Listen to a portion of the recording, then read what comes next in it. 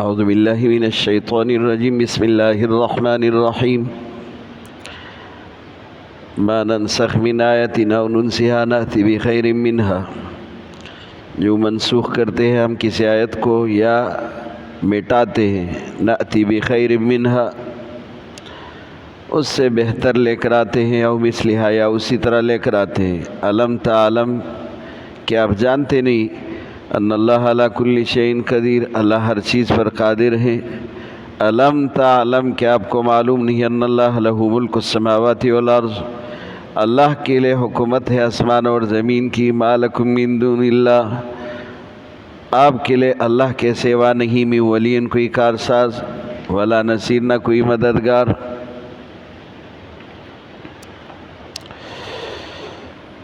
یہ وہ آیت ہے جس کا تفصیل گزشتہ سبق میں ذکر ہوا۔ قرآن میں ناسخ اور منسوخ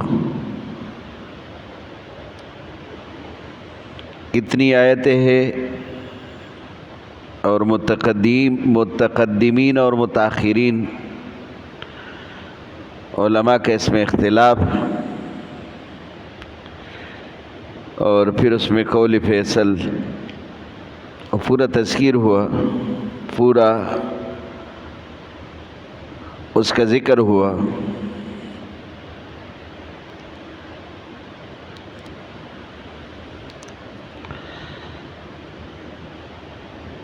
ام تريدون ان تسألوا رسولكم كما سئل موسى،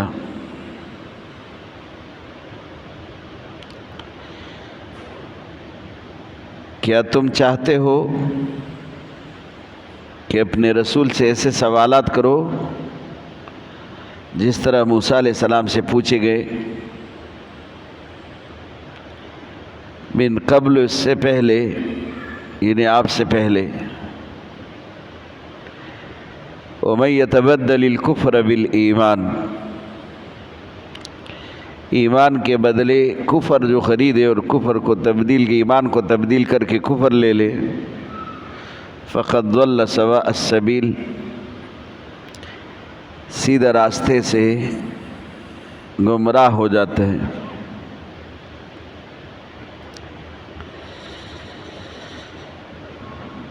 عبداللہ ابن عباس رضی اللہ عنہ فرماتے ہیں کہ اس سے مراد وہ بیجا سوالات ہیں جس پر کوئی نتیجہ مرتب نہیں ہوتا، فضول اور بکواس کی باتیں، کسی کو تکلیف دینے کے لیے، تنگ کرنے کے لیے اسی طرح کے سوالات کیے جائیں۔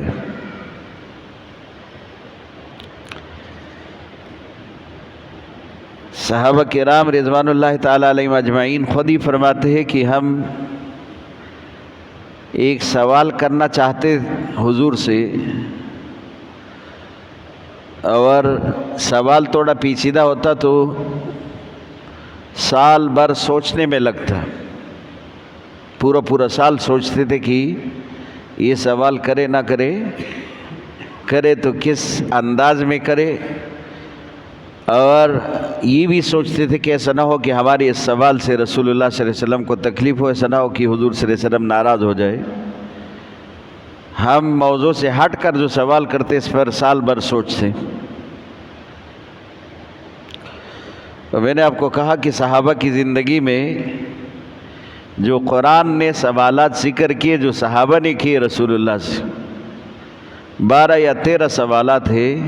1,24,000 انبیاء، 1,24,000 اسی طرح صحابہ کرام بھی ہے۔ اب آپ اندازہ کریں 1,24,000 اگر صحابہ کی بھی تعداد ہے، اور اس میں سے صرف 12 سوالات یا 13 سوالات حضور صلی اللہ علیہ وسلم سے اسی طرح کیے گئے، تو کتنا احتیاط ہے اس میں جو صحابہ نے کیے۔ اور یہ کہا کہ اس طرح سوالات جیسے موسیٰ علیہ السلام سے کیے گئے، موسیٰ علیہ السلام کی امت نے حضرت موسیٰ علیہ السلام سے تمام وہ سوالات کیے جس سے حضرت موسیٰ علیہ السلام کو ہر وقت پریشان کرتے تھے، اس کو تکلیف ہوتی تھی۔ رسول اللہ صلی اللہ علیہ وسلم سے اسی طرح کا ایک سوال کیا گیا، ایک صحابی نے بار بار سوال کیا تھا۔ جب یہ آیت نازل ہوئی کہ گواہ کے بغیر اگر کوئی اپنے بیوی پر تہمت لگائے تو پھر اس کو بھی سزا ہوگی، گواہ ہوگا تو سزا ہوگی، گواہ نہیں ہوگا تو جس نے الزام لگایا اسی کو سزا ہوگی۔ پھر ایک صحابی نے بار بار سوال کیا تھا اور یہ کہا تھا کہ اگر یہ تو بے شرمی ہے کہ اگر آدمی اپنے بیوی کے ساتھ کسی ناجائز تعلقات والے کو دیکھے اور پھر جو اس کے لیے گواہ ڈھونڈے، اور یہ تو بڑی بے غیرتی ہے کہ پھر گواہ آ کر اس مرحلے کو دیکھے اور پھر آدمی اس پر صبر بھی کر لے۔ رسول اللہ صلی اللہ علیہ وسلم نے فرمایا کہ میں تم سے زیادہ غیرتی ہوں اور میرا رب مجھ سے زیادہ غیرتی ہے۔ لیکن اسی سوال سے رسول اللہ صلی اللہ علیہ وسلم کو بڑا تکلیف ہوا جو یہ بار بار پوچھتے، اور اس پر ایسا ہی معاملہ ان کے ساتھ ہوا، ان کے اور بیوی کے بیچ میں اسی طرح کا معاملہ پیش آیا جس میں لعان کا حکم نازل ہوا اور دونوں کے بیچ میں لعان کرایا گیا۔ اور اسی طرح ایک صحابی نے پوچھا تھا حج کے بارے میں، جب رسول اللہ آخری حج کے لیے اعلان فرما رہے تھے کہ یہ سال جو جس میں آپ حج کر رہے ہیں، یہ حج اسی سال کے لیے یا اگلے سال کے لیے بھی فرض، یعنی تمام زندگی کے لیے فرض؟ تو رسول اللہ خاموش رہے۔ اس نے پھر پوچھا 3 بار پوچھا تو حضور صلی اللہ علیہ وسلم نے فرمایا نہیں، اور پھر کہا کہ اگر میں ہاں کہہ دیتا تو یقیناً یہ فرض ہو جاتا، ہر سال تمہارے اوپر حج فرض ہو جاتا، تم مشکل میں پڑ جاتے۔ جب میں خاموش رہا تو بس آپ دوبارہ سوال نہ کرتے، بس اس پر تم بھی خاموش ہو جاتے۔ ایک آدمی نے کہا کہ توبے کی قبولیت جس طرح بنی اسرائیل کے لیے حکم آیا تھا اس طرح ہمارے لیے حکم آتا، تو رسول اللہ صلی اللہ علیہ وسلم نے اس وقت کہا تھا یا رب ایسا نہیں، 3 بار کہا تھا کہ ہم ایسا نہیں چاہتے۔ اور پھر ان کو حضور صلی اللہ علیہ وسلم نے غصہ کیا اس پر کہ بنی اسرائیل کا توبہ کیا تھا، اپنے آپ کو قتل کرو، یہ توبہ تھا۔ توبے کا حکم ان کے لیے یہی تھا کہ اپنے آپ کو قتل کرو۔ 70,000 افراد اس میں قتل ہو گئے، ایک دوسرے کو قتل کر رہے تھے، یہ توبہ تھا ان کے لیے۔ تو ہم بنی اسرائیل کی طرح اگر توبہ مانگے تو پھر تو ہمارے لیے بہت مشکل ہوگا، اپنے آپ کو قتل کرنا یہ آسان کام تو نہیں ہے، پھر آپ نہیں کریں گے تو پھر آپ کا توبہ قبول ہی نہیں ہوگا۔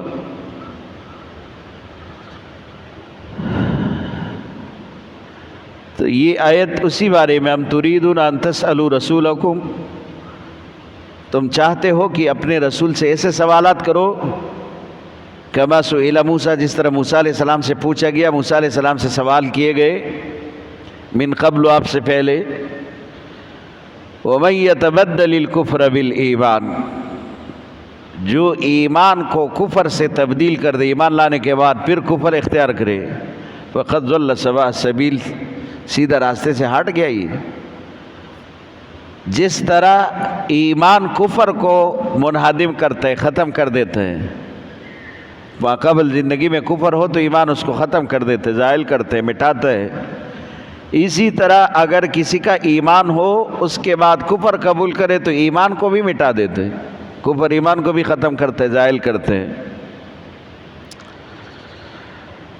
وَدَّ كَثِيرٌ مِّنْ أَهْلِ الْكِتَابِ لَوْ يَرُدُّونَكُمْ مِنْ بَعْدِ إِيمَانِكُمْ كُفَّارًا۔ حوی ابن اخطب، یاسر ابن اخطب، ابن عباس رضی اللہ عنہ فرماتے یہ آیت ان کے بارے میں نازل ہوا اور یہ لوگ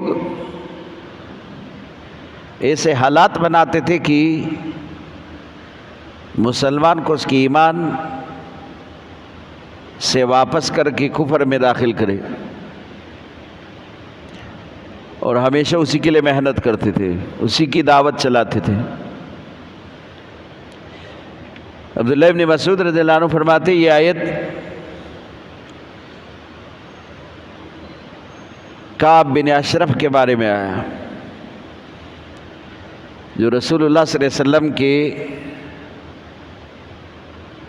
بارے میں قبیح الفاظ سے اشعار بناتے تھے اور پیش کرتے تھے، جس میں حضور صلی اللہ علیہ وسلم کی گستاخی اور بے ادبی ہوتی تھی۔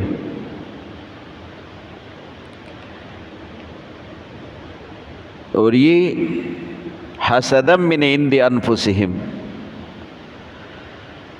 اپنی طرف سے بے انتہا حسد اور بغض اور نفرت کی بنیاد پر ایسا کرتے ہیں۔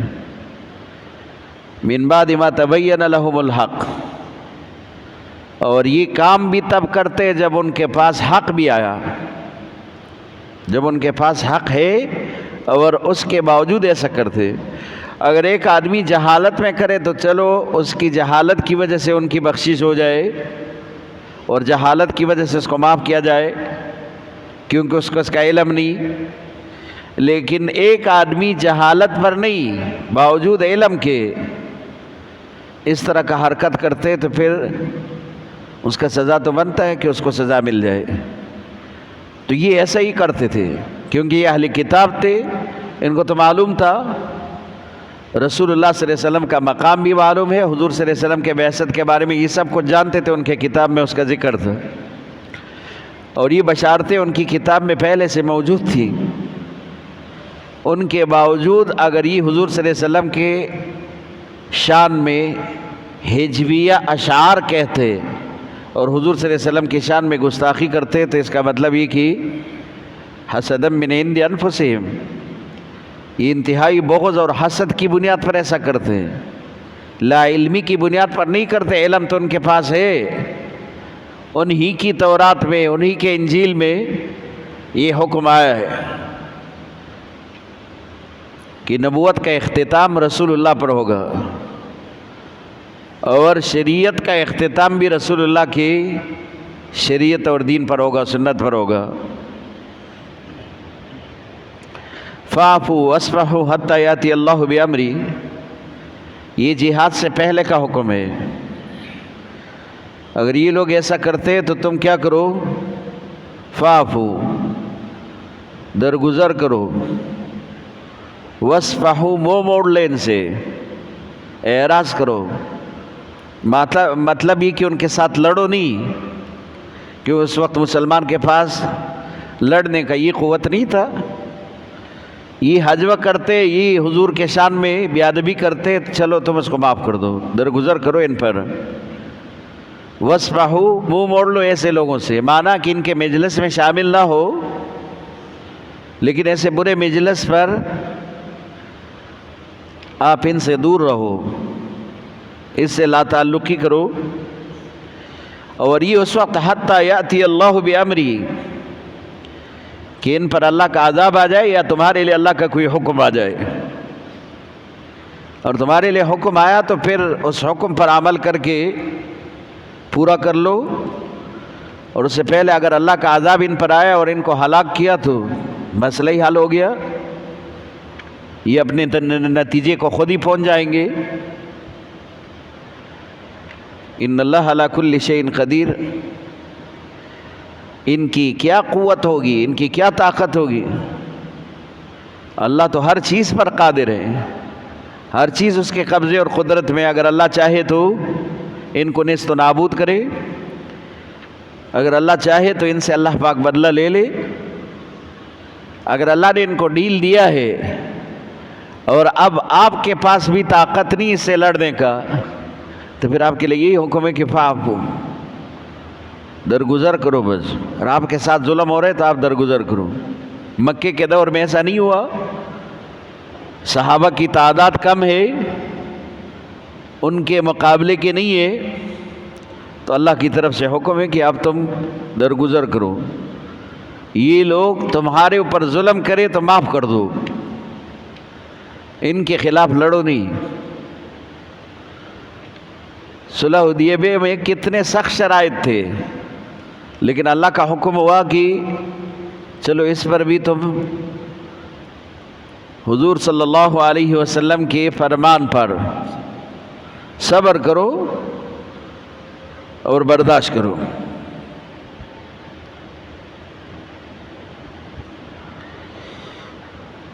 اگلی آیت میں اسی حکم کو دہرا رہے ہیں جو محتم بالشان ہے، اور جس حکم کے لیے اللہ نے اپنے نبی کو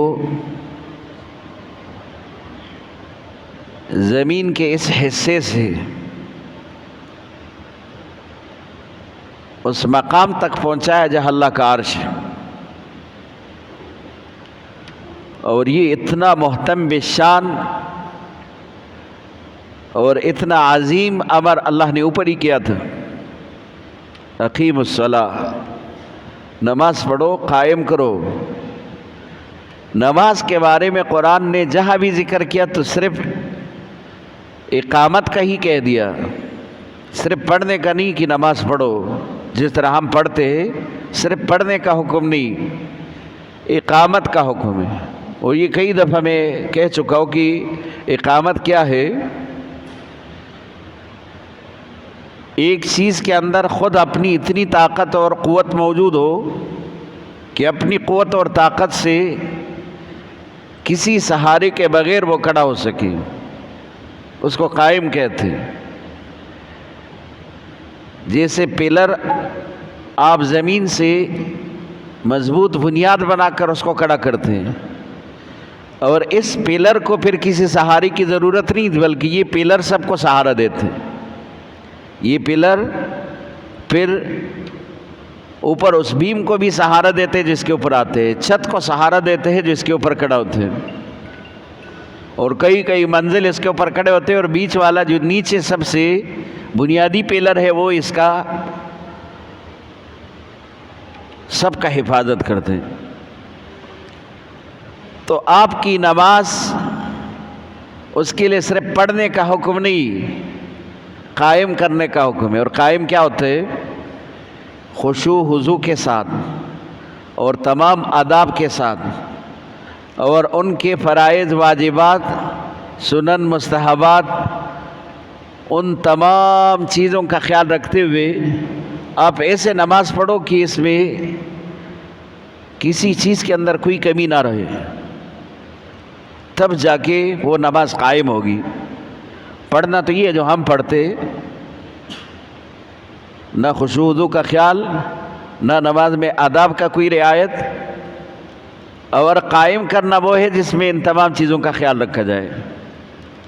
ایک پڑھنے والے کو کم سے کم یہ تو معلوم ہے کہ اگر کوئی عمل میں نے چھوڑا ہے نماز میں تو وہ واجب تھا، فرض تھا، سنت تھا، کیا تھا، اس کو یہ تو معلوم ہے۔ اتنا باب تو نماز کا سیکھنا چاہیے،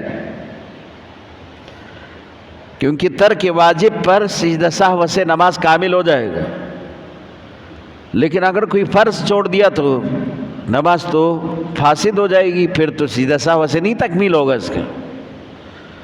اور جہاں پر آپ نے صرف مستحبات رہ گئے تو وہاں پر سجدہ سہو ہی نہیں، ایسے ہی نماز کامل ہو جائے گی۔ تو ان چیزوں کو سیکھنا چاہیے، اور خاص طور پر نماز کے باب کو، یہ پورا باب سیکھنا ہے۔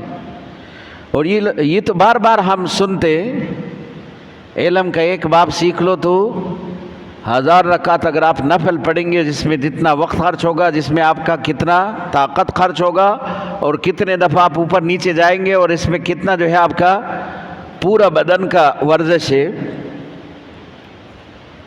یہ علم کا باب جو آپ سیکھیں گے یہ اس سے بہتر ہے۔ اس پر عمل نہ کیا ہو تب بھی صرف سیکھنے کی بنیاد پر اس 1000 رکعت نفل سے بہتر ہے۔ یہ بار بار ہم سنتے، کبھی ہم نے دیکھا کہ باب کیا ہوتا ہے؟ باب یہ ہے، یہ نماز کا باب ہے۔ آپ نماز کے فرائض، واجبات، سنن، مستحبات، مکروہات، مفسدات سب یاد کرو، یہ ایک باب ہے۔ آسان حال ہے، ایک ہی 3 دن میں سے روزے میں چلے جاؤ، یہ پورا باب یاد ہو جاتے ہیں۔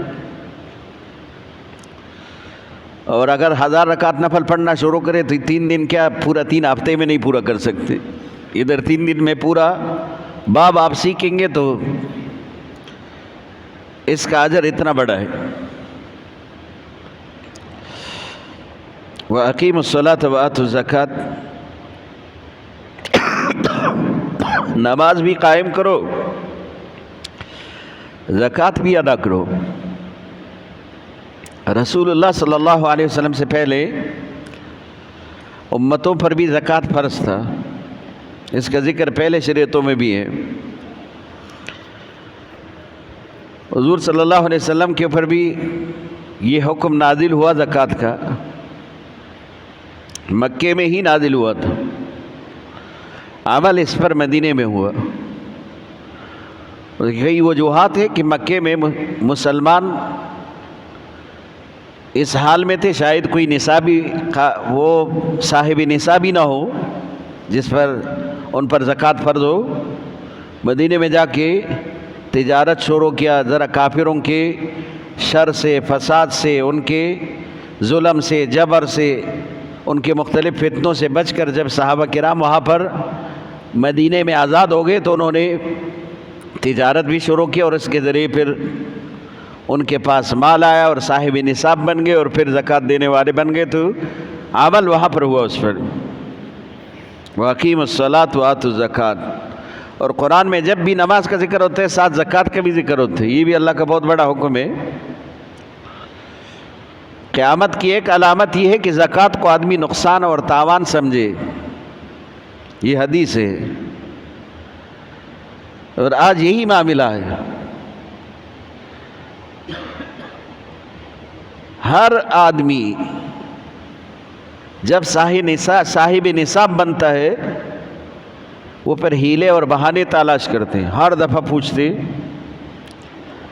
ہمارا تو ملک اتنا مقروض ہے، پھر اگر قرضہ شمار کیا جائے تو ہر آدمی کے اوپر اتنا قرضہ آتے، کیا زکوٰۃ ہم پر فرض ہے؟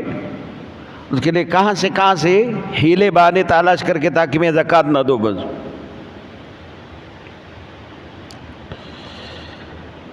یہ ایک بہت بڑا حکم ہے، اور حدیث میں آتا ہے کہ مال کا تزکیہ ہے، مال کی صفائی ہے، اور گویا کہ یہ تمہارے مال کا میل ہے، یہ وہ میل اور کچیل ہے کہ اگر آپ اس کو اپنی مال میں سے الگ کر دیں گے تو باقی مال صاف ہو جائے گا، الگ نہ کیا تو باقی مال بھی گندا رہے گا۔ اور یہ آپ ٹرائی کر دیں، تجربہ کر دیں، آپ 1 سال اپنے مال میں سے زکوٰۃ نکالیں، اگلے سال دیکھیں کہ آپ کے مال میں کتنا برکت آتے، کتنا اضافہ ہوتا ہے۔ یہ نیت ہونا چاہیے۔ اسی طرح 1 سال قربانی کرے، پھر اگلے سال دیکھ کہ اللہ کیسے اسباب بناتے تمہارے قربانی کے لیے۔ یہ بہانے تو صرف اسی کے لیے ہم ڈھونڈتے ہیں، باقی دنیا کے معاملات کے لیے کوئی بہانہ نہیں۔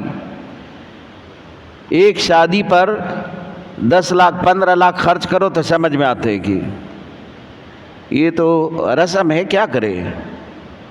اگر نہیں خرچ کریں گے تو لوگ پھر کہیں گے کہ کیسے شادی اور یہ کیسا ہی پروگرام تھا، اپنے ناراض ہو جاتے سارے۔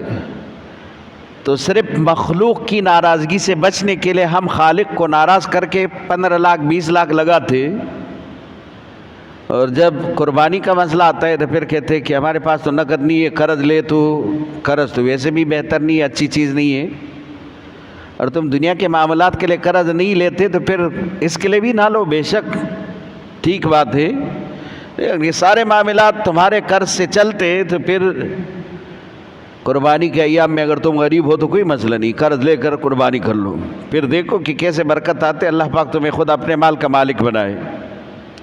وَأَقِيمُوا الصَّلَاةَ، نماز پڑھو، قائم کرو، وَآتُوا الزَّكَاةَ، اور زکوٰۃ ادا کرو۔ وَمَا تُقَدِّمُوا لِأَنفُسِكُم مِّن خَيْرٍ، اور یاد رکھو جو تم اپنے لیے آگے بیچتے ہو نا، یہ تم نیکی کا کوئی بھی حصہ، کوئی بھی عمل تجدوہ عند اللہ، اللہ کے ہاں اس کو پائیں گے آپ، یہ تمہیں ملے گا واپس اللہ کے ہاں۔ ہم ایک آدمی کے ساتھ اس کے گاڑی میں بیٹھے تھے، ان کے 3 بیٹے 4 بیٹے بھی ان کے ساتھ تھے، اور میں نے یہ واقعہ ان کے بیٹوں کے سامنے، ان کے سامنے یہ پھر کئی دفعہ دہرایا بھی ہے۔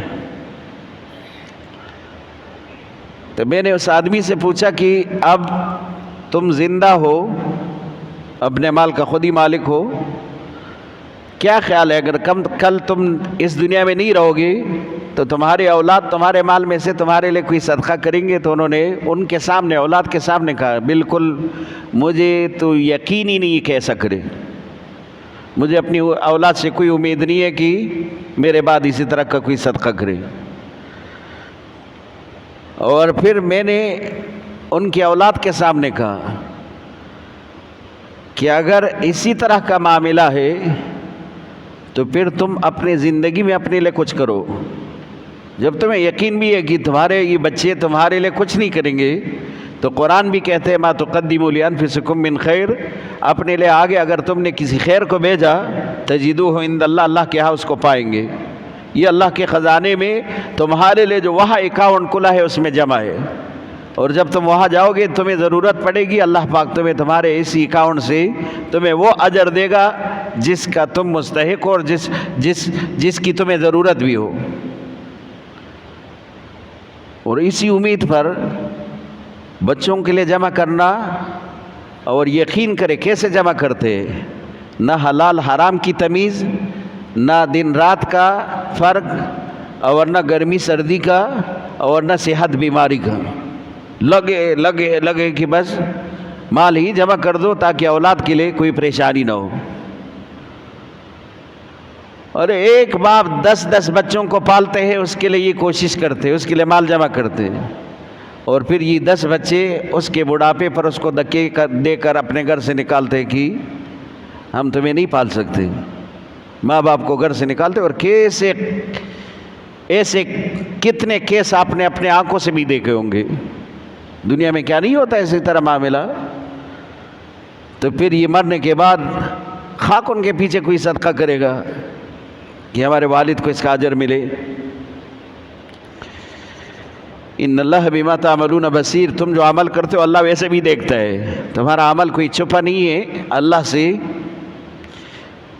وقالوا لن يدخل الجنہ الا من كان هودا او نصارا،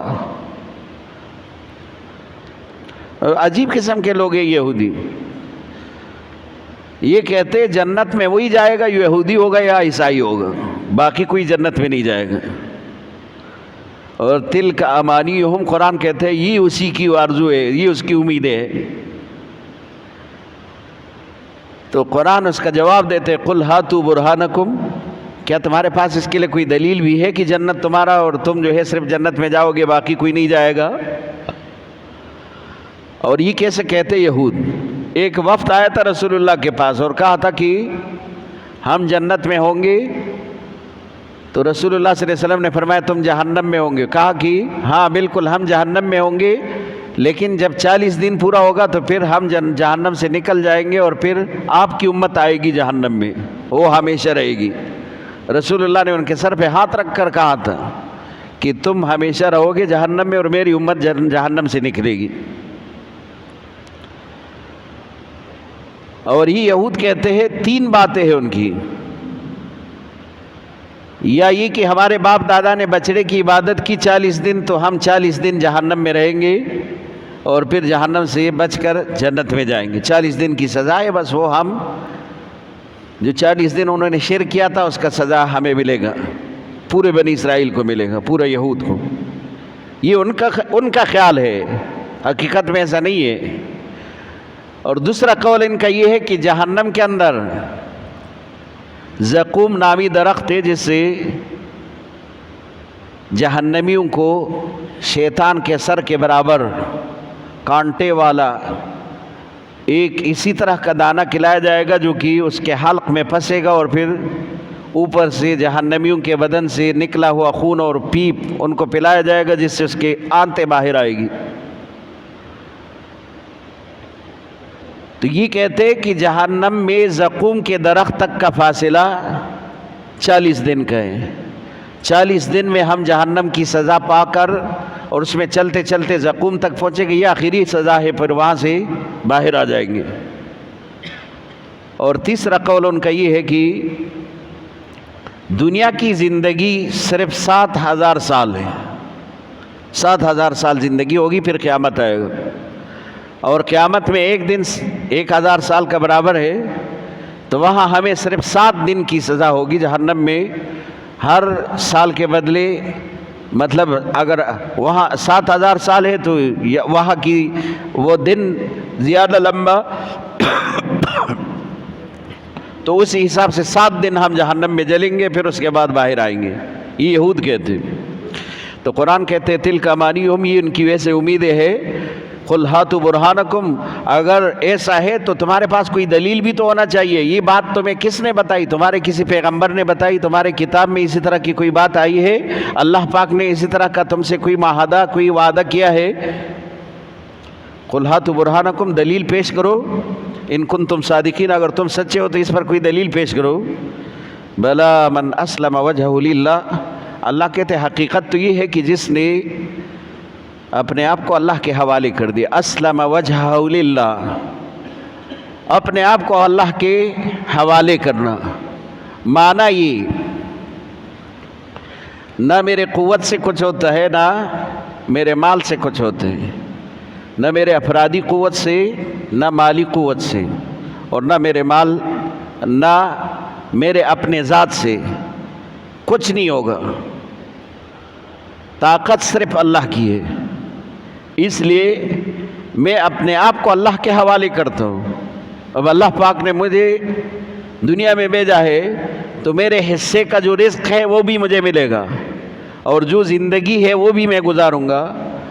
میرے زندگی کا ایک لمحہ، ایک سیکنڈ کوئی کم نہیں کر سکتا، اور میرے رزق کا ایک دانہ کوئی دوسرا کھا نہیں سکتا۔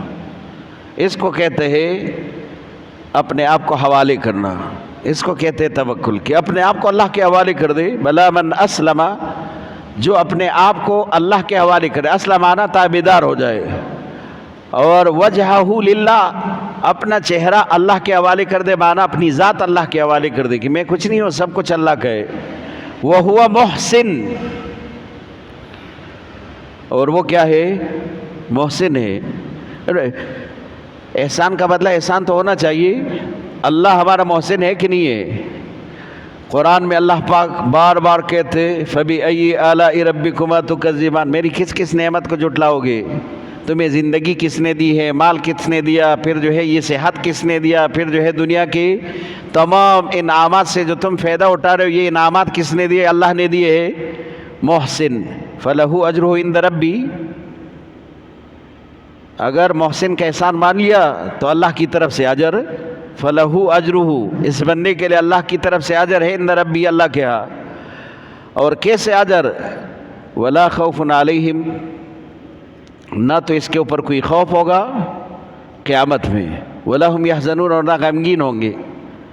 اور یہ کئی دفعہ اس کا تفصیل میں نے آپ کے سامنے بیان کیا ہے کہ خوف اور حزن یہ دو الگ الگ چیزیں ہیں۔ خوف اس ڈر کو کہتے ہیں کہ آدمی کو کسی بھی چیز کا سامنا کرنا ہے اور اس پر جو خوف طاری ہوتا ہے، جو ڈر طاری ہوتے ہے، جو آدمی کے اوپر اس وقت کی گھبراہٹ ہوتے ہے، اس کا نام خوف ہے۔ مثلا ایک طالب العلم امتحان دیتا ہے، اس کے اوپر جو خوف ہوتے ہے وہ طالب العلم ہی محسوس کرتے ہیں۔ ایک نافرمان بیٹا سزا کے وقت باپ کے پاس جاتا ہے اور وہ اس کا حساب کرتے ہیں، تو پھر اس کو پتہ چلتا ہے کہ ڈر کیا ہوتا ہے۔ اور ایک آدمی احتساب کے لیے مالک کے سامنے پیش ہوتا ہے، پھر اس کو پتہ ہوتا ہے کہ خوف کیا ہوتا ہے، کتنا گھبرایا ہوا ہوتا ہے جب اپنے مالک کے سامنے حساب دینے کے لیے حاضر ہوتے ہیں۔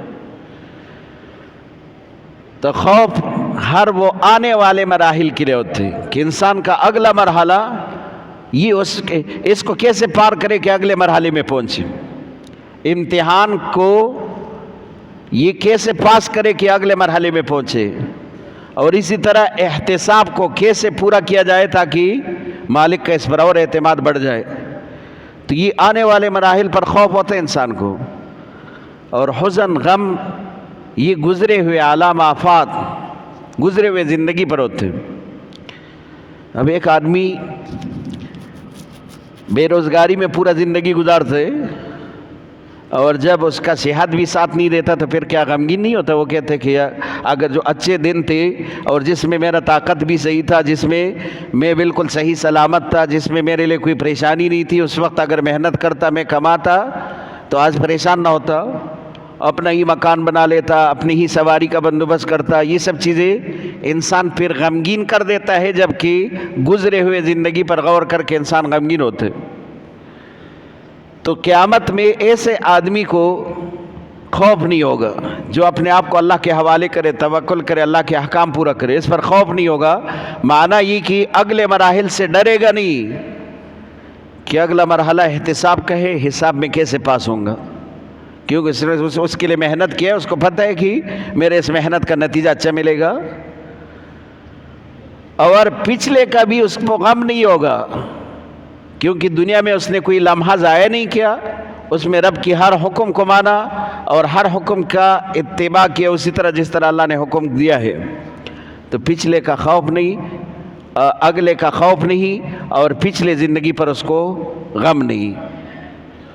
بلا من اسلم وجہ للہ، جس نے اپنے آپ کو اللہ کا تابعدار بنایا، وہ محسن، اور یہ نیکوکار ہے، فلہ اجرہ عند ربہ، اس کے لیے اجر ہے اللہ کے ہاں، ولا خوف علیہم، نہ اس کے اوپر کوئی ڈر ہوگا، ولا هم یحزنون، اور نہ یہ غمگین ہوں گے۔ واخر دعوانا